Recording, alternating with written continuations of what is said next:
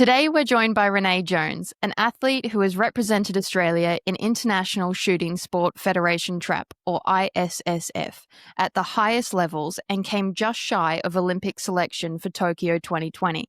From competing alongside her sister on the world stage to travelling across the globe for Junior World Championships, Renae has truly lived the elite sporting journey.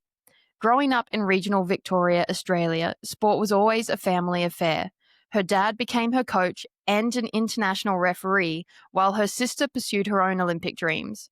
After stepping back from shooting, Renae is now carving a new path, studying sport management at Deakin and working with Football Victoria and Commonwealth Games Australia. Her story is one of perseverance, transition, and keeping the door open for a return to sport when the time is right. Renae, welcome to Almost Pro. Thank you so much for having me. So happy to have you here, Renae. Also, impressive intro, an impressive story, an exciting story for us because we would love to share with our audience what trap shooting is. I feel like you're the person who can tell us. Yeah, it's definitely one that you're not aware of just from like the general public eye. So trap shooting is an Olympic sport. There's clay targets that are about this big. And so that's about 15 centimeters across generally. They do vary in size a little bit depending on what type of shooting you're doing. And then we also compete with shotguns. So I shoot a 12 gauge Beretta DT11 Gold. It's just a fancy word for the type of gun I shoot. Yeah, I'm just nodding like I know what that is. That does sound fancy. So cool. It sounds so cool. So in my specific type of shooting, there's different levels that you can do, but the one that I compete in and shot overseas in is Olympic trap shooting.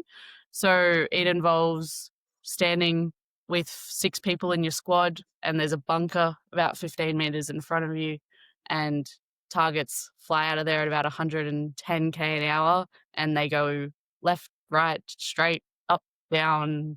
We don't really know, and it's a lot of reaction time, good eyesight and everything, and you have to shoot the target. It's hit or miss. There's no other scoring involved. If you take a little chip off the target, it's still a hit. We take it, we move on. It feels amazing. So it's a really, really fun one, and one that I encourage a lot of people to give a go because it's not known about until you try it.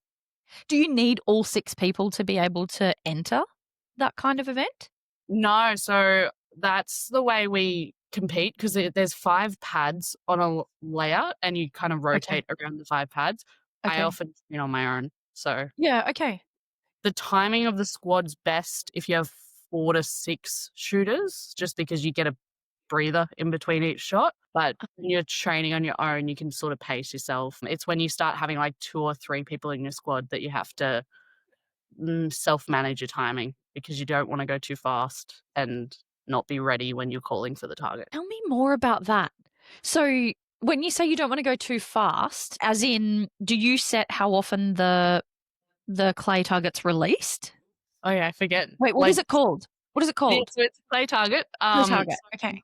We trigger the release of the clay target with our voice. So we have microphones in front of us. So we'll call for the target. We do have timers on us in a competition. So from the person to your left shooting their target, you have 12 seconds to be calling for your target. Right. But no one really thinks about the time because it's enough time to do everything we need to do.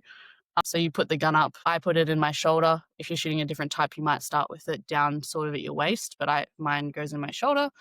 Right. I get it on the stock.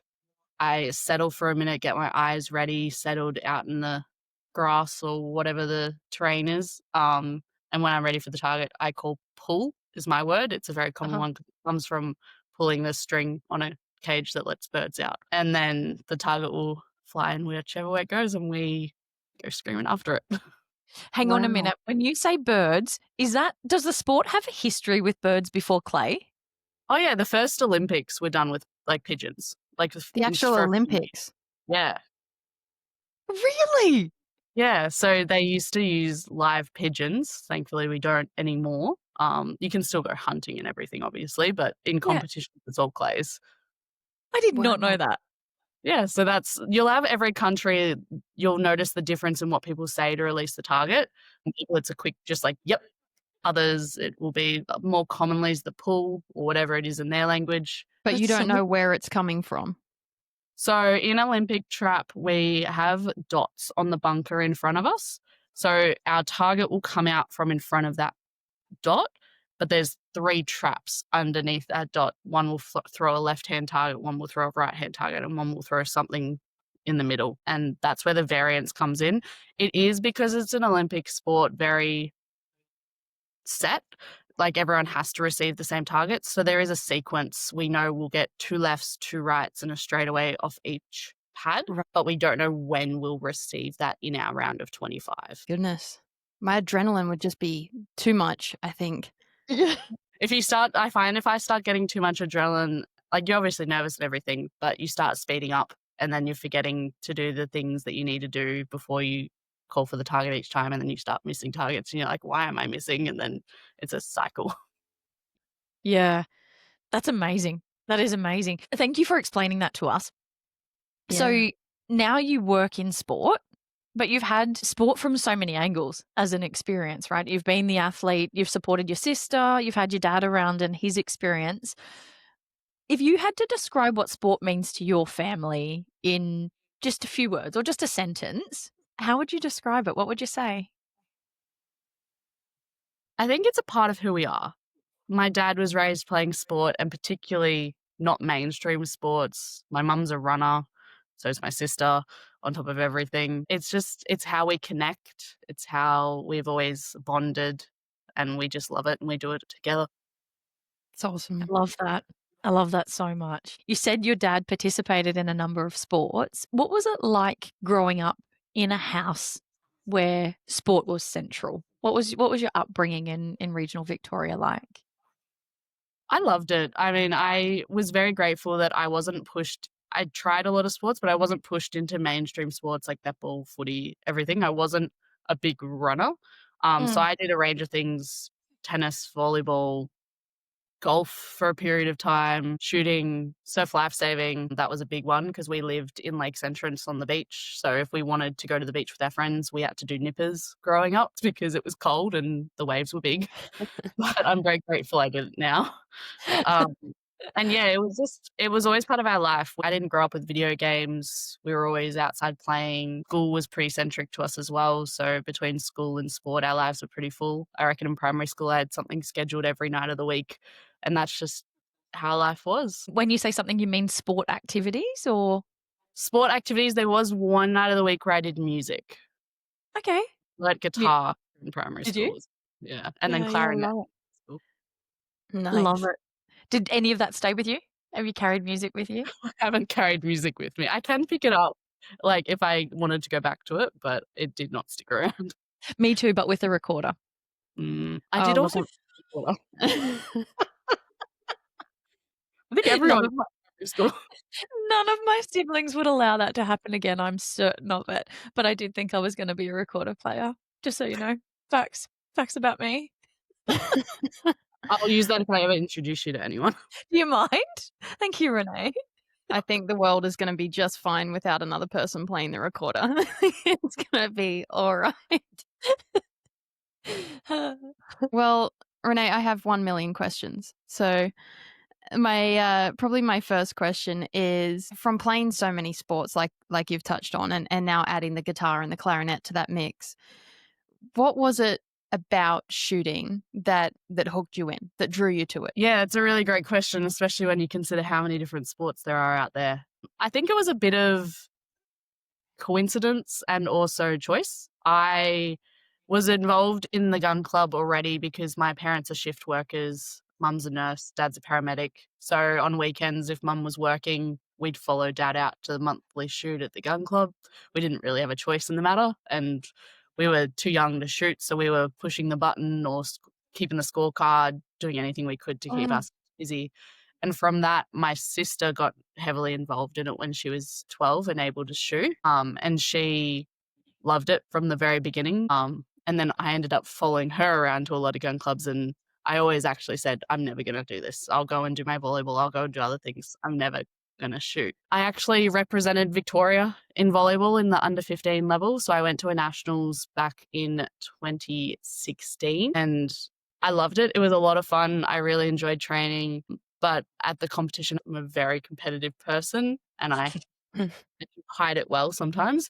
But I wasn't exactly thrilled that my performance wasn't being rewarded because I was in a team and I had to rely on my team members, which sounds horrible, but it's just how 15-year-old me was thinking. And so I came back from that and I still continued playing volleyball for many years, but I actually decided to try shooting because I was already going to the gun club anyway. I may as well. They have things that we do kind of like school level, like athletics and stuff. We have school shoots. So you'd go and represent your school at different events. And so I started with a bit of that.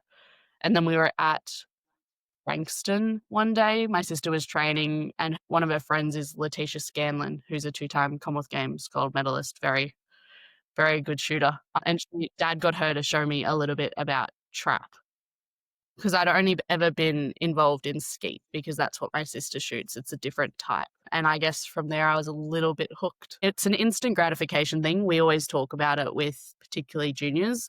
Those that love video games will probably like shooting because you don't have to wait till the very end to see a score or something. You get that instant gratification of breaking a target, and it's addictive.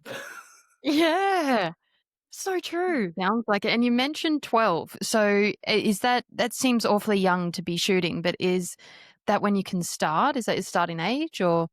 Yeah, so every country is a bit different. In Victoria, our rules, and commonly across Australia, except for WA, 12 is the age that you can hold a junior firearms license. Yeah, right. So you go and you do your test and you have to study for it and everything. And you are restricted by a lot of means until you're 18, for such as you can't actually own a firearm. So your parents have to also be licensed and they have to supervise you and Right. a lot of other Makes things as sense. well. But in Victoria, you can start at 12, which compared to a lot of countries is actually it's normal, but also quite late.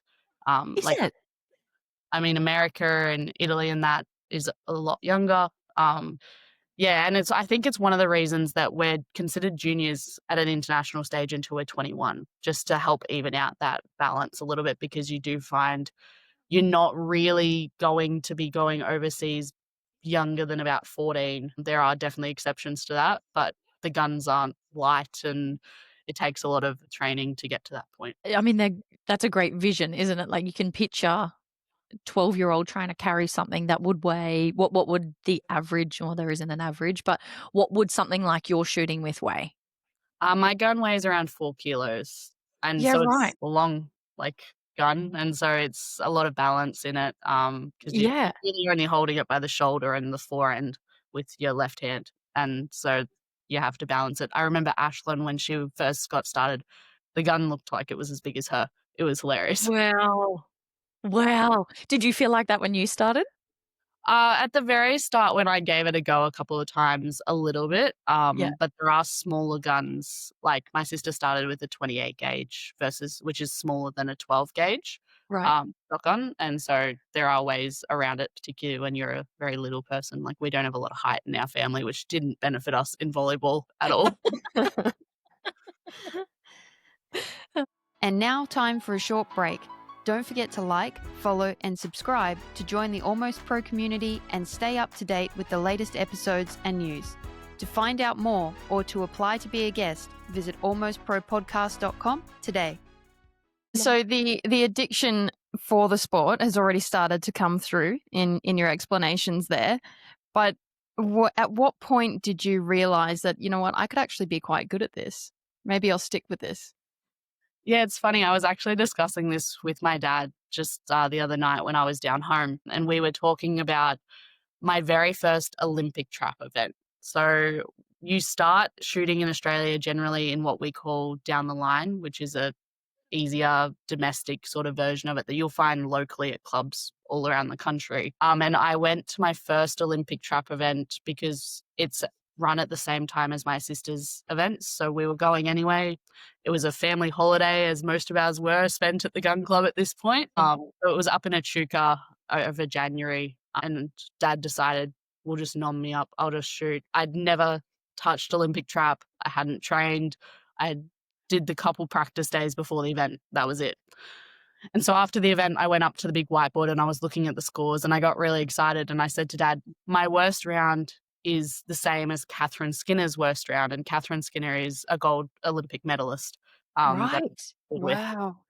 And he said, take a look at the board again and tell me what you see. And I had a look, I couldn't get it. And he turned to me and he went, your best round is as good as Catherine Skinner's best round in that event.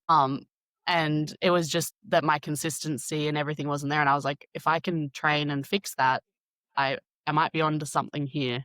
And granted, it wasn't Catherine Skinner's best day. We all have our bad days, but that was really the point that I was like, oh, I could do this. And I loved it a lot more than down the line. It's faster, more exciting, a bit more of a harder challenge. And I really liked that environment that we were in with all the elite athletes. So from there, Yeah.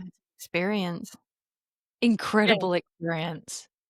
yeah, and it was really nice because it is such a family thing for us. My sister was already going to the Olympic level events around the country, so it meant I could travel with her and Dad.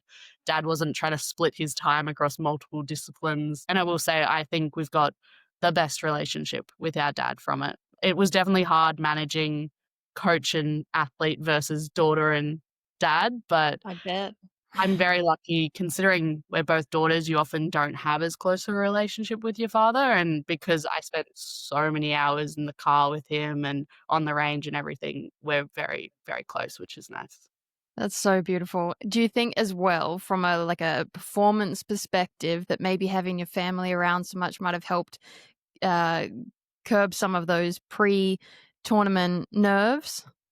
Yeah, definitely. And I even noticed the difference. And it's something that I was still learning as I was going through juniors. And I got a bit better at by the end, but I haven't quite mastered is having your personal coach and in my case, my dad around is a bit of a comfort thing. And then going overseas and not having that is quite a Yeah. big change that you have to get used to. But it's definitely the case of there were a few fights because I'm managing daughter and dad versus coach and athlete, but I wouldn't change it for anything.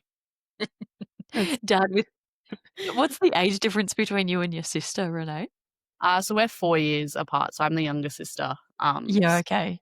Yeah, it's definitely a challenge. I was very, very fortunate that within my family, we didn't compare. I shot a different type and everything, but Yeah. my sister did go to the Olympics at 16 years old.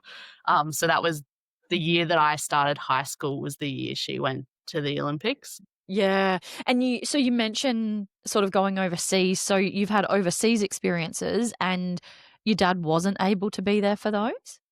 Yeah, so I was really fortunate. My dad was able to come to a few of my overseas events. Mm, Obviously, traveling from Australia, it's a long way. A lot of our events are in Europe. So for mm, my very first trip, I was 15. And I was very lucky that my sister was still a junior at the time. So we actually got to do the trip together. And Yeah. because of that, my nana wanted to see us compete overseas and they took it as a perfect time. We're both going to be at the same event. So my mum, my dad, and my nana all came over to Italy in 2019 Aw. and watched us compete. And we were also really lucky because it was a double header event. So out while we were over there, it was really close lining up to a Junior World Cup in Germany as well as the Junior World Championships in Italy. So we actually just drove a bus to the other event and went and competed at the Germany event as well. And I took a lot of learnings from my first world championships in Italy. It was massive. Shooting in Italy is incredible, but very overwhelming for someone coming from shooting in Australia where it's still quite a small sport. yeah. And I was just, yeah, in awe the entire time. And then I Mm. didn't compete as well as I'd like, obviously being your first international event, but I went to Germany and was able to take some of those learnings and experience while being away. And I actually placed 10th at my second international event. So I was Wow. stoked with that and I was really Gosh. happy that my family was able to be there. And then obviously COVID happened, so we didn't really go overseas for a while. I did events in 2022 without my dad over there, and that was definitely a big change. Um, Mm, in 2023, our Junior World Championships were in Korea, actually, South Korea. So dad decided to come over for that because it wasn't as far. And then I did my last year in juniors in 2024 on my own. So that was a trip to the United States and also Peru. yeah, wow. So for clarity, you're 15 going to Italy and Germany the first time? Yeah, so I was 15, it was 2019. I'd only been shooting Olympic trap. I did my very first event in that nationals in 2018. So I'd only been involved for about 18 months. And yeah, so we traveled over with the Australian team, coaches and all the other athletes. We actually got to do a mixed junior world championship and senior world championship. So it was really, really nice to be able to integrate with our senior athletes and learn from them and them sort of take us under their wing for that event. So that was really cool. Yeah, how incredible. And so you've been to Germany twice to compete. You went once in Once 2019? 19 and once in 2022. So Yeah, in this little town called Suhl, which no one knows where it is. It's about 3 right, hours from Frankfurt. right. Have this really nice range, and it's very common every year they would hold a Junior World Cup there. I loved the range. I loved the place. It was calm, quiet, but it was really nice and a great experience for someone's first event on the international circuit. How exciting when, when you're young and can travel globally for sport. And I suspect with shooting that, you're not shooting within cities, so you're saying parts of countries that I suppose other people don't travel to. Yeah, it varied depending on the country. Germany, definitely a smaller town, still a city of sorts. Italy, there's gun clubs everywhere. You can be staying in Rome and still go out to a gun club. Is Um, there? yeah, they actually had a different type of shooting, a universal trench world championships just recently in Rome. And I was very, very fortunate to start traveling so young, and it's definitely put a bug in me, and all I want to do is travel. Is travel on the horizon? Yeah, I'm headed off back to the United States next week. So, yeah, that's one's actually I'm not taking my gun for once, which Okay. is a foreign concept. I'm actually just going over for a bit of a holiday. Is it difficult to travel with your gun? To the general public, yeah, probably. We're very used to it. Domestically, it's pretty easy as long as you know the policies. You just need to display your firearms license and it goes like through oversized baggage. It has to be all locked up and everything. Going overseas, we have to be at the airport when 3 hours before our flight and we have to go through border force and they check serial numbers against our paperwork that we lodged weeks before and everything. There's definitely Right. a process, but you get used to it. Different to carrying a tennis racket overseas, Laura? Yeah, look, I think the tennis racket's far less risky, but definitely different. Definitely different, and I mean, my dad always got a little bit annoyed at people referring to it as a weapon. He's a paramedic, so he sees everything from a tennis racket to a hockey stick and a tree branch being used as a weapon. Right. So it always really bugged him that, particularly at the airport, they refer to it as a weapon, and he's like, "No, it's a firearm. It's a piece of sporting Yeah. equipment. It's Yeah. locked away. It's not gonna harm anyone. We have no ammunition." But it was definitely something you do have to manage when you're competing in a sport that involves guns, especially with the current climate with everything. Yeah. And I imagine Yeah. socially, in an airport, Mm. it's the social response that you're getting. It's not a Yeah, sporting response. definitely, Yeah. definitely. Yeah, in the general public, people go, "Oh, you shoot, that's really cool," Mm. particularly in Australia, but I do know people overseas that struggle a bit more with it, and I know the athletes' sponsorship and things can also be hard because brands don't wanna associate with guns and that sort of stuff, which adds an extra Yeah. trying to support yourself. That would be. You know what I'm curious about is we've got the appeal to the gamers that you mentioned before. Also, you have had just such a remarkable climb to those championships and those achievements that you've made up until this point, and you're only 15 if we go back to the 2019. So, for somebody that is listening and thinking this sounds like a lot of fun, how long does it roughly take from the point that someone picks up a gun and joins skeet or joins trap? How long would it take for them to reach, say, the Olympics or be a professional in this sport? Yeah, it's interesting. It definitely varies depending on the type you shoot. So I'll split it up. So for Olympic skeet, which is what my sister shoots, we actually have a very small pool of people competing in it in Australia. So we're very, I guess, fortunate that there's a lot of opportunities there. Like at the moment, we have, I think, one junior girl competing at our domestic events. Wow. You might get one squad of women and maybe four squads of men, so a squad being six people, at a national selection event for skeet. And so there's definitely a lot of opportunities for growth. Traps got a bit more depth. So we get 2 to 4 squads of women at an event and 20 plus squads of men. But there's a lot of growth, particularly in the junior space. And I would encourage people to give it a go, because when I started, we had a handful of maybe 10 juniors that they were picking from that could compete overseas. Whereas now I just finished juniors last year. So you're a junior to your 21, which also gives you a bit more of a chance to get good at it. I finished at my final junior world championships last year, and there were 2 girls competing, and both of us have now aged out. So there's actually no one representing Australian junior women's Olympic trap shooting at the moment. There you There's go. Yes, and I compare it to when I went to the United States Nationals last year, and I was in awe because I reckon 70 to 80% of the field was made up of junior shooters, and that was unheard of for me. I'm like, "Oh, we have, like, our normal, like, squad maybe," but they had so many, and there's so much opportunity even for them because they have so much competition that's building them up. But you do have the opportunity in Australia that if you train hard and you get good, you're really lucky. So in trap, where there's a bit more depth, we generally say 8 to 10 years to be on a senior team, which for a lot of sports is quite short. Mm, Wow. mm. Oh, well, you heard it That's here first. If you're listening and contemplating, now is the time. This Particularly is the women of sport. Australia, it's time. Yeah. Yeah, give it a go. Most cities have gun clubs. You just have to find them. I know Melbourne, we have 3, and we're very lucky. We've probably got the most for a major city in Australia. But give it a go. Gun clubs are more than happy. They welcome everyone in with open arms. You don't have to have a firearms license to give it a go. You just have to be supervised, and they'll take you out for a come and try session. There's so many opportunities, and I really want people to start considering those non-mainstream sports because they're just as much fun, if not more. Yeah, right. Amazing. And incredible opportunities available, Yeah. Mm.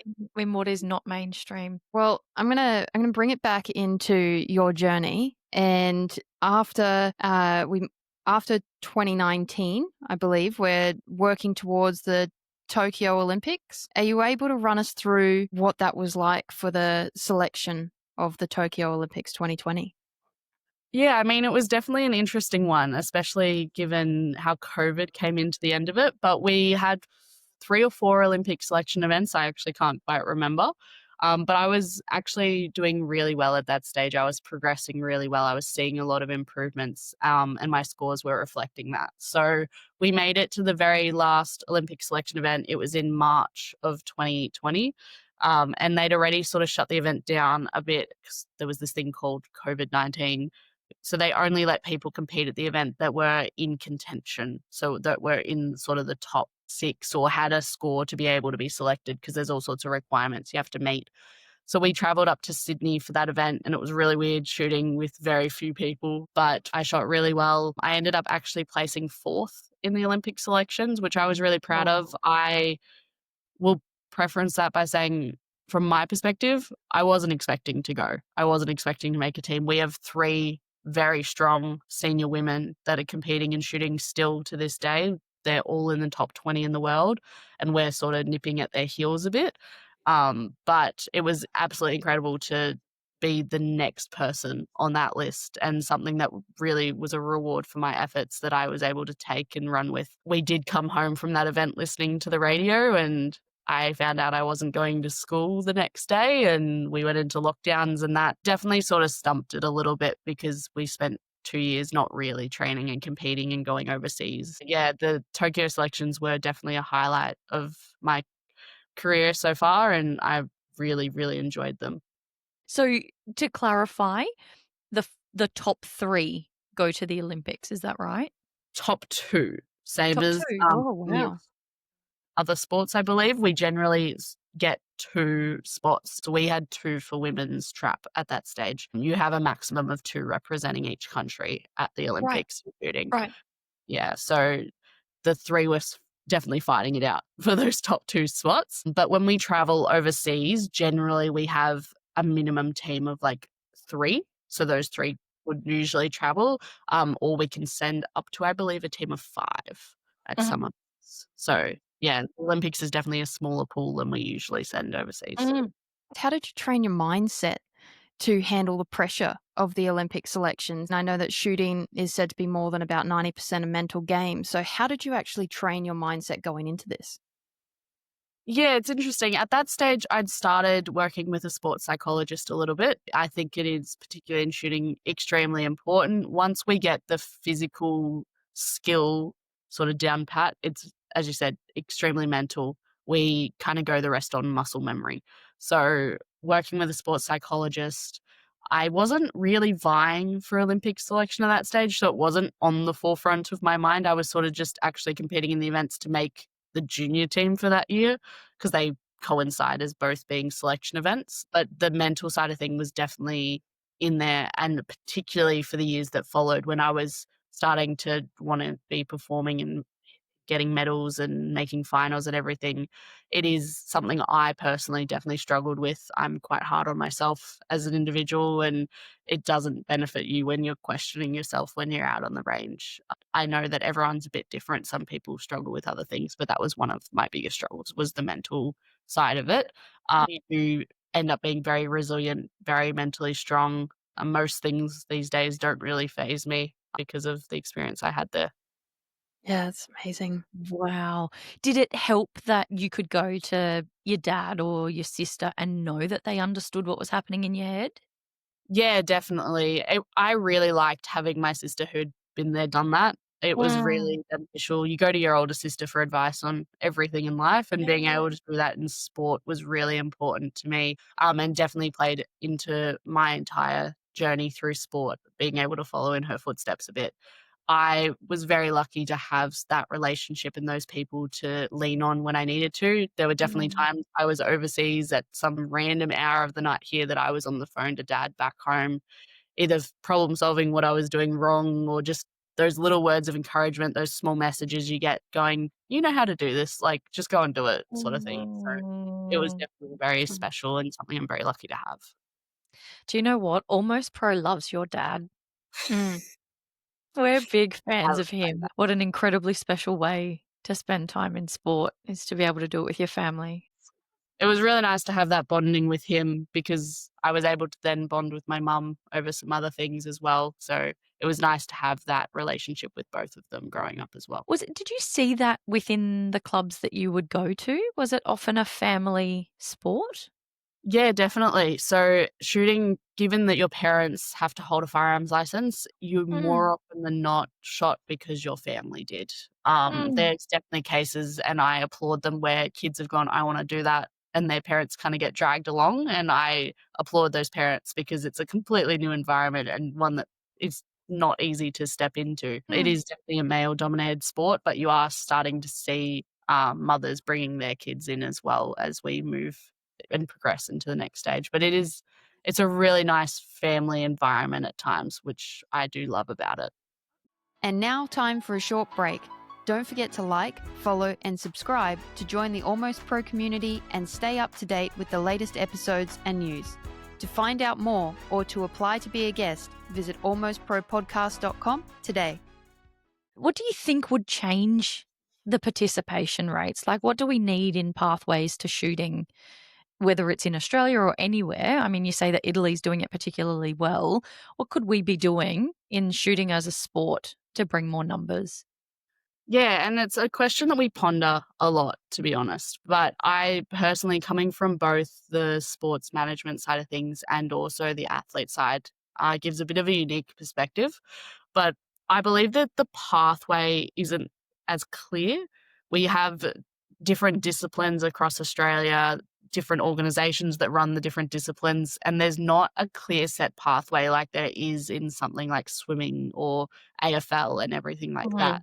So you kind of have to want it to then know how to do it and Mhm. follow that pathway versus being Mhm. shown it from the beginning. And I think that's one area that we could probably do a lot better in. But then there's other things like social stigma and everything else that you also have to tackle. Yeah, and you talk about the social component, which obviously plays out then into sponsorship. Laura and I recently spoke on a podcast about the cost of sport, and what it costs to become a professional in sport.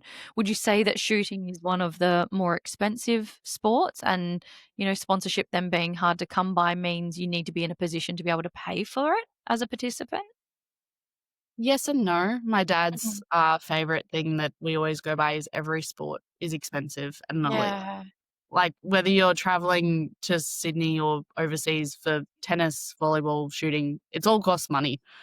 There's probably a few more startup costs and training costs associated with shooting. You can get a gun pretty cheap if you just want to get started. But if you want a higher level gun, they obviously cost a bit of money. You've also got things like we can't go and just kick the soccer ball around an oval and call that training. We have to drive out to the range. My local gun club's an hour from me. So an hour there, hour back. You have to pay for the targets that you're shooting and the ammunition that you're training with, and all those additional costs come in. Mhm. Yeah, if you're doing a sport at an elite level, it's going to cost money. We are not a mainstream sport, so a lot of it is self-funded. We're fortunate through our NSO or National Sporting Organisation, we do get some funding for our overseas trips at times. Only those that are in the elite do make some money, but they still aren't able to live on that as an income. They do all have work on the side. Yeah, so shooting is alongside occupation. Yeah, and we're lucky to be educated that from the beginning, like through Okay. programs at the Victorian Institute of Sport, we have career advisors and everything that are helping us because we have to learn to manage school, uni, career all alongside of our sport. And it's definitely a challenge, particularly when you're trying to get jobs at organizations and they want you to work full time and you're like, I really can't and I need all this extra leave and everything. Yeah. Yeah, it's definitely a balance, but I enjoy the balance. I don't like being solely in one thing. So I like that you get to do multiple things at once. Yeah, what a great perspective too. You know, that it adds to your life. It's not taking you away from things. Well, I guess speaking of transition and a bit of new direction, we've gone Tokyo Olympic selection and COVID's hit. And shortly after, is there a step back from competition that happens either during this time or shortly after this time? Yeah, so I guess the rest of the journey, I was pretty I'd say fortunate, but I don't think it's the right word. COVID 2020 and 2021 were my year 11 and 12 in high school. So all through this Right. time, I was always just taking my schoolwork with me, going off to comps, doing it while I was there, that sort of thing. But it really gave me a chance to focus on my education. I really loved learning from home because it had been what I'd been doing, learning from the car or wherever I was. So I focused on school. I still was able to train a little bit being in country Victoria. So we could still go out and just train when we needed to because it's only dad, me, and Ashlyn were all in the same household. Obviously, when we weren't in lockdown, but we didn't do a ton because there wasn't anything to train for. We weren't going to events. I got named on a couple of junior world championship teams throughout that point, but it was always the case of, oh, we can't go. It's COVID. We're locked Mm. in. And then 2022 was my first time going back overseas. I went to Germany. I actually missed out on the junior world championships that year, but I did go to Italy as well for some more developmental shoots with my father. So we did that and competitions resumed. There was definitely a little bit of a dip in my performance given that I was on a bit of an upward trajectory and we kind of had to stop. But I was still seeing improvements, which was good. And I was in a gap year in 2022. So I was able to take some of these opportunities going overseas a bit more, training up in Melbourne versus down home where we actually had facilities. I should probably explain that down in Bairnsdale where I trained, I didn't have an Olympic trap layout. Our closest one's actually in Melbourne. So we shot on a bit of a make do situation like a lot of country kids do, where my dad built me this platform that I shot off in the local gun club and we wound the traps up to the right speed and it was a bit of a but it was really good. He built me a very good platform and I did enjoy it, but it was nothing compared to training on an actual layout in Melbourne. So that year I did spend a lot of time going back and forth until I actually moved here in 2023 and started uni and was managing that alongside competing. And it was the same until now where I actually work full time, study part time, and shooting's taken a little bit of a back burner. Did you have a Mm. moment where you made that decision where you thought, okay, I'm going to focus on studies now? Was there one event or one moment that led to that? I think it was a bit of an accumulation. I always wanted to finish out my juniors. I was at the Peru Junior World Championships. It was my final event as a junior at the end of the last year. And I kind of knew that there's more I need to do to be making senior teams. It wasn't a direct, I was on the junior team, now I'm going to make the senior team. I had a lot of work to do, and I didn't exactly have the amount of time to go into that as I wanted or needed. And that was a choice that I was making with how much I was balancing. And I had started doing my uni degree and I was loving it, and I really wanted to kickstart my career, and ending juniors was a really easy point where I was like, all right, I think I need a bit of a break. I'm very fortunate shooting doesn't go anywhere. I still have my gun in my safe. It can come out at any time. I can go and shoot an event whenever I want. And that's still going to happen. Like, we are actually hosting a world championships for a different type of shooting, universal trap, next year in Melbourne in February, which is really exciting. So I'm going to get my gun out and I'll have a go for that team. But Renae, it's like August, September. Yep. And that event's in February. Yep. When do you start training? Yeah. When I find the time. I'm not going to be competing in that event for a score. That isn't one that I will necessarily be going into it for a medal performance or anything. I will be shooting it because it's at my local club, and I want to shoot with my friends and host everyone for a world championships. The way you talk about it, can you pick up and keep going because you've got the discipline already stored to that muscle memory, or can I start shooting tomorrow? You could definitely start shooting tomorrow. There's nothing stopping anyone from doing it, except for the want and the access to a range, I guess. I do definitely have the muscle memory, so it will take me a few training sessions to get back into it. I'll probably start training a bit more come like October, November, that sort of period. It won't be regular though because of my schedule. It will just be trying to get my eye back in. My gun still fits me. I'm able to go out and shoot. I just won't be posting scores that I would have done otherwise. Can you start shooting competitively? Like, could I reasonably become a competitive shooter at any age, or is it like lots of sports? There's a prime period for you to be a competitive athlete in shooting. I mean, there's definitely a prime period, but it's a lot wider than a lot of sports. So the main feature, I guess, is that you need good reaction time and good eyesight. Past that point, if you want to be making Olympic teams and stuff, obviously the earlier you start, the better. But I've seen people do it from any age. The average age of a gold medalist in the Olympics is like 29, I think. Wow. So that's being the average. There's obviously people on either side of that spectrum. We have people up until their 80s still shooting and competing with us at the club. See, That's Frances, incredible. that's our time. You know, Renae, I'd be lying if I didn't say that as soon as we received your first lot of information, we're wondering whether or not is it too late for us to make it? Can we be alongside Renae here at the future Olympics? Is this You guys out to the club anytime. Yay! Thank you. But also Brisbane 2032. I'm in Australia and I would like Laura to be in Australia. So this could be the event. This could be how we do this. There you go. Yeah, it's one that it depends on a lot of different factors, like every sport. The younger you start, the better, but you can give it a go at any point, and I encourage everyone to do so. I love that. The bit that's probably lacking for us is the availability of time, but I suppose most athletes it is a little bit of an important thing. Yeah. that my wearing eyesight might come into effect? I'll go without you.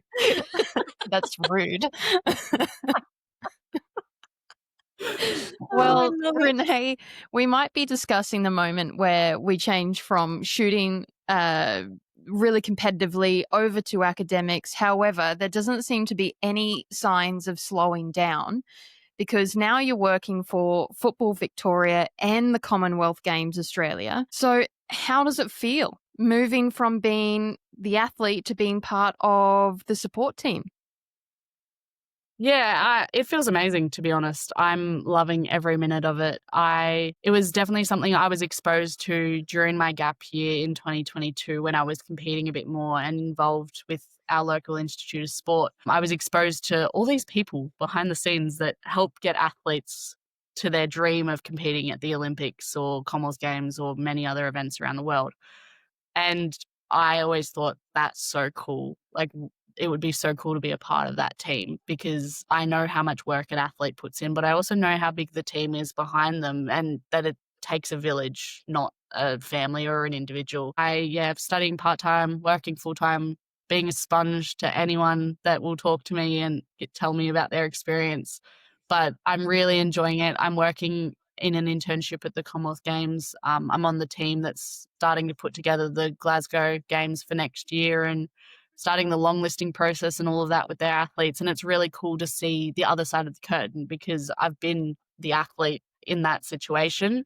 And it's really cool seeing the amount of time and effort and planning that goes into making these events what we all expect them to be. And it is not. That's awesome. That is so beautiful, Renae. I love a story of an athlete who has taken a break from a sport, but has not taken a break from sports. You know, Yeah. that the arena is still so much of your DNA. Oh, I don't think you can take it away from people. Sport's a part of who you are. I find most people that are involved in high-level sports started really young, and also they don't wanna stop doing it even when they get really old, and it's such a special thing to be a part of and something that I won't force my kids to be a part of, but my kids will be playing sport. You will very much encourage them. Yes, exactly. Yeah, I think And you and learn so much from it, to be honest. I think it shapes who you are as a person, your resilience, your perseverance, your determination, and how much work you put into something. I think it teaches you all the important life skills.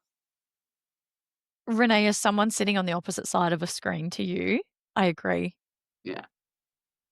I agree. You are a phenomenal athlete, an absolute powerhouse for sport in our country, Oh, and part of the village that shapes yeah. the future of sport for us. And if we can do just a small piece of contributing to the future of shooting in Australia through this conversation, I truly believe that the pathway is rich for your family's involvement. Yeah, I advocate for it all the time. It's those small sports that you didn't realize were there. You're always through school shown all of these mainstream sports, but you don't realize that there's so many different sports out there. And if you're not good at those mainstream sports, give something else a try. I love that so much, but I also don't like the idea of my children shooting at school.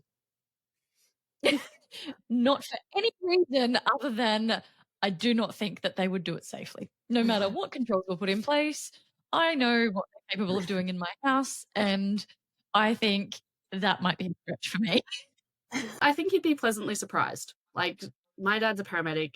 He's never had a call out to a gun club. I've never seen an ambulance at a gun club, whereas you see ambulances on the side of a football oval just in preparation for something that's going to happen because they know it's going to happen at some point on the weekend.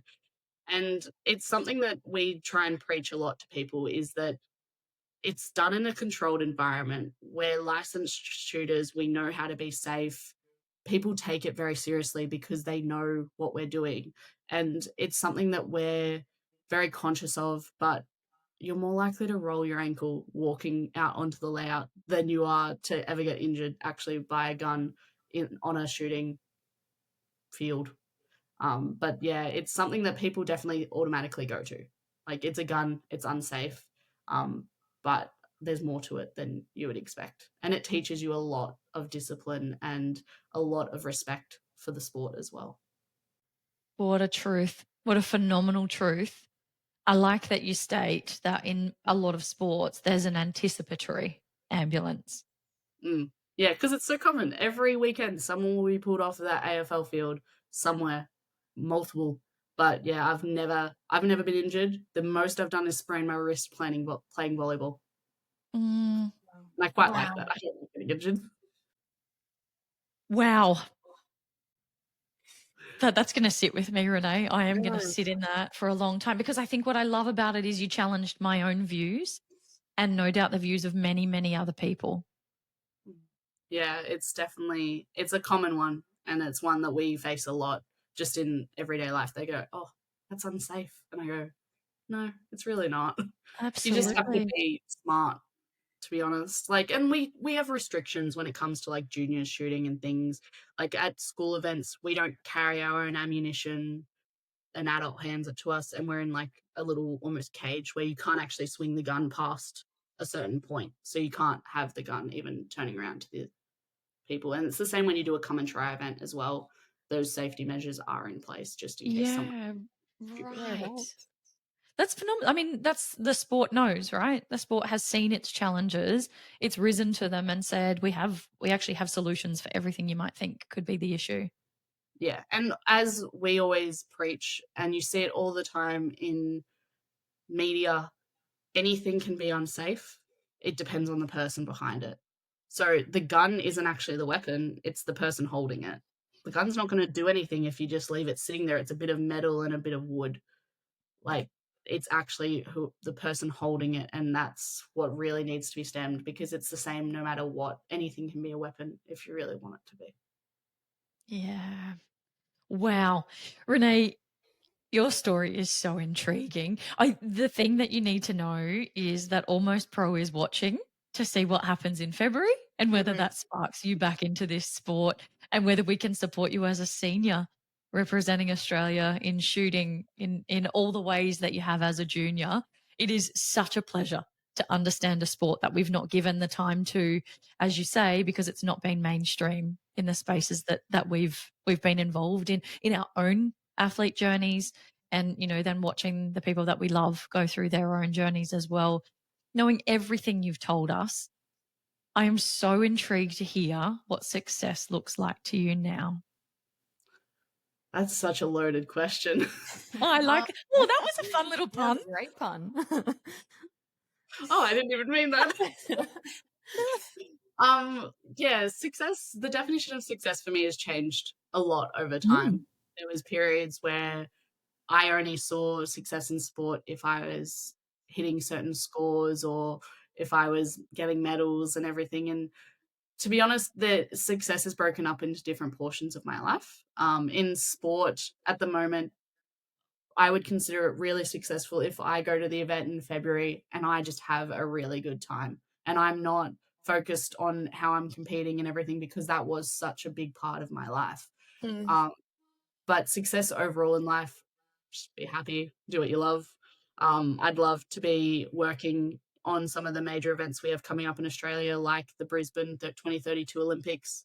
They would be some really pinnacle moments for me. And I will keep shooting for as long as I can. I will always still go out to the gun club with my family and enjoy a shot. I can't predict the future and say whether that will be representing Australia or not. And I'll just kind of see where life takes me. What an asset you would be to Brisbane 2032. I really believe that. I really believe that, Renae. We're putting it out there. Thank you. Okay, Renae, now for one of our favorite segments, the this or that. So this is quick fire, first thought, and whatever your answer is. Are you ready? I'm ready.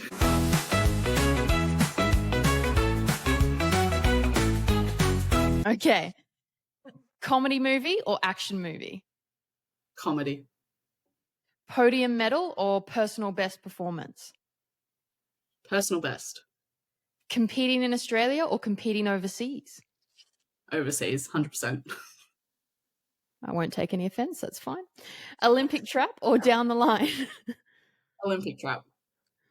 Mental strength or technical skill? Mental strength. Sunrise or sunset? Sunset. I don't like early mornings. That's fair. Country living or city living? Country. Phone call or text message? Phone call. Okay, there's a big one here. Italy or Germany for competitions? Italy. 100%. They have the best ranges in the world. Coaching juniors or mentoring peers? Mentoring peers. And last one, big crowd atmosphere or quiet focus on the range? Big crowd atmosphere. Yeah, love it. Awesome.